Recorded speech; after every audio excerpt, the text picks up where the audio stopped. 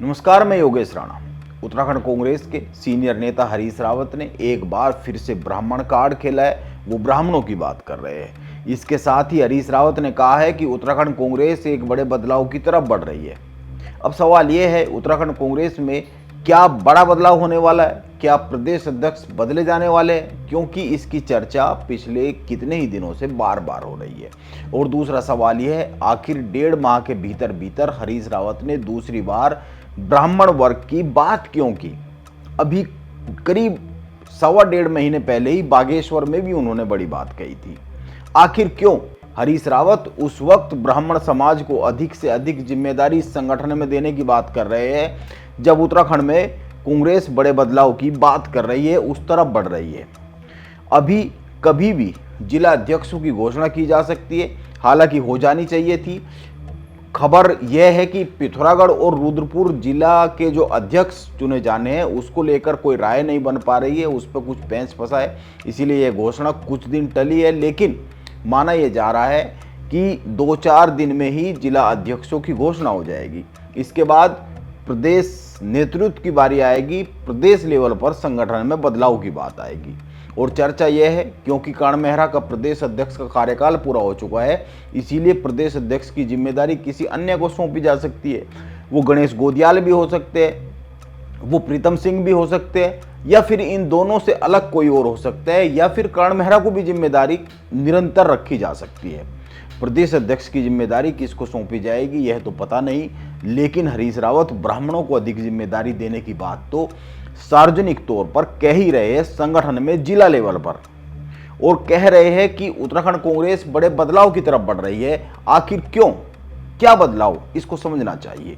पहले ये देखते हैं कि हरीश रावत ने अपने सोशल मीडिया पेजों पर लिखा क्या है। हरीश रावत ने 2 बातें बहुत साफ लिखी है। पहली बात, उन्होंने लिखा है कि भाजपा की राजनीति ने भारत के स्वाभाविक सनातनी मिजाज को बदल दिया है। देश की आज़ादी से पहले भी और देश की आज़ादी के बाद भी उदार ब्राह्मणवादिता के हाथ में देश की राजनीति और समाज का संचालन रहा। कुछ कमियां थी, मगर राजनीति में सौहार्द व उदारता थी। आज उस उदारता को फिर से खोजने की आवश्यकता है, ये हरीश रावत लिख रहे हैं। और हरीश रावत अपनी बात को आगे बढ़ाते हुए जो दूसरी बड़ी बात लिख रहे हैं वो ये है, वो कह रहे हैं कि कांग्रेस संगठन सृजन अभियान के जरिए एक बड़े परिवर्तन की ओर बढ़ रही है। मुझे उम्मीद है कि इस संगठन सृजन में हम बहुत अच्छी संख्या में जिलों में ब्राह्मण वर्ग से आने वाले नौजवानों को जिम्मेदारी पर देख सकेंगे। उदारता ब्राह्मण का स्वाभाविक गुण है। शुरुआत अच्छी सोच की कहीं से भी होनी चाहिए, शुरुआत उत्तराखंड से ही हो, इसकी मैं मां लक्ष्मी से प्रार्थना करता हूं। यह हरीश रावत ने लिखा है। पिछले दिनों उत्तराखंड कांग्रेस में एक बात उठी थी, वो भी केंद्रीय नेतृत्व के आगे दिल्ली में। जब दिल्ली में मीटिंग थी, उत्तराखंड कांग्रेस के बड़े नेता पहुंचे हुए थे, उस वक्त यह बात उठी थी कि उत्तराखंड कांग्रेस के संगठन में गढ़वाल और कुमाऊं के लिहाज से शक्ति संतुलन नहीं है, ये होना चाहिए। कर्ण मेहरा प्रदेश अध्यक्ष और नेता प्रतिपक्ष यशपाल आर्य, दोनों ही पद जो बड़े महत्वपूर्ण पद है, सबसे बड़े पद है, ये कुमाऊं के पास है। ठाकुर और ब्राह्मण की जो संतुलन है वो भी नहीं है। इसके साथ ही उत्तराखंड में करीब 35% ठाकुर और 25% करीब ब्राह्मण वोटर है। बीजेपी दोनों वर्ग को साधने के लिए समीकरण को बैठाती रहती है। वह जो संगठन का निर्माण करती है वो इन सब चीज़ों को ध्यान में रखती है, लेकिन मौजूदा वक्त में कांग्रेस का जो संगठन है, कुमाऊं और गढ़वाल को लेकर जो 2 सबसे बड़े पद है, उनको देखते हुए समीकरण सधे हुए नहीं दिखते हैं। उत्तराखंड में कांग्रेस के पास सबसे बड़ा ब्राह्मण चेहरा गणेश गोदियाल है। इसीलिए हरीश रावत की बात से सवाल यह उठ रहा है, क्या वो प्रीतम सिंह के पीछे खड़े होते होते गणेश गोदियाल के साथ आकर खड़े हो रहे? कांग्रेस के लिए गढ़वाल बहुत जरूरी है। गढ़वाल में बीजेपी में बड़ी ताकत रही है। बीजेपी गढ़वाल से अधिक पद लेती रही है, पिछले चुनाव में भी लिए है, लेकिन मौजूदा समय में गढ़वाल में बीजेपी में तकरार दिखती है। और पिछले कुछ चुनाव परिणामों की बात करें, जैसा मैंने कहा कि गढ़वाल में कांग्रेस कमजोर है, खासकर पर्वतीय हिस्सों में। इसीलिए वहां पर अपनी राजनीति और रणनीति को लेकर कांग्रेस को फिर से सोचना जरूरी हो गया है। इसीलिए सवाल यह है कि क्या गढ़वाल से ब्राह्मण प्रदेश अध्यक्ष और कुमाऊं से यशपाल आर्य नेता प्रतिपक्ष रहने वाले हैं? यह एक सवाल है।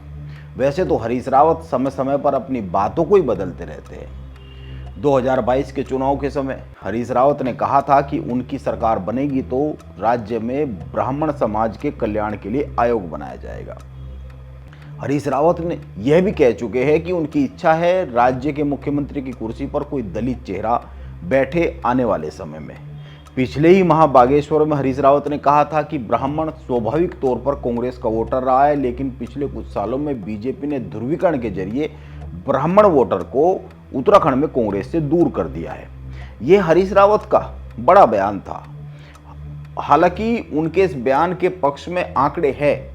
कुछ सर्वे बताते हैं कि 2017 और 22 के चुनाव में उत्तराखंड में ब्राह्मण वोट बीजेपी के पास अधिक गया है। इसीलिए सवाल यह है कि क्या इन्हीं आंकड़ों को देखते हुए और इन्हीं आंकड़ों से पैदा हो रही इस चिंता को देखते हुए हरीश रावत संगठन में जिला लेवल पर अधिक से अधिक जिम्मेदारी ब्राह्मण समाज को देने की वकालत कर रहे हैं, या फिर बात कुछ और है? और सवाल तो यह भी है कि उत्तराखंड कांग्रेस के सबसे बड़े राजपूत नेता है हरीश रावत। उनकी बात कांग्रेस सुनेगी, ब्राह्मण समाज सुनेगा? जो बागेश्वर में भी ये वो उन्होंने कहा था कि ब्राह्मण समाज का जो वोट है वो वापस कांग्रेस की तरफ लौटना चाहिए। 2027 के विधानसभा चुनाव को देखते हुए यह जो बातें हैं ये क्या असर लेकर आएगी, यह एक देखने वाली बात होगी। नमस्कार, मैं योगेश राणा।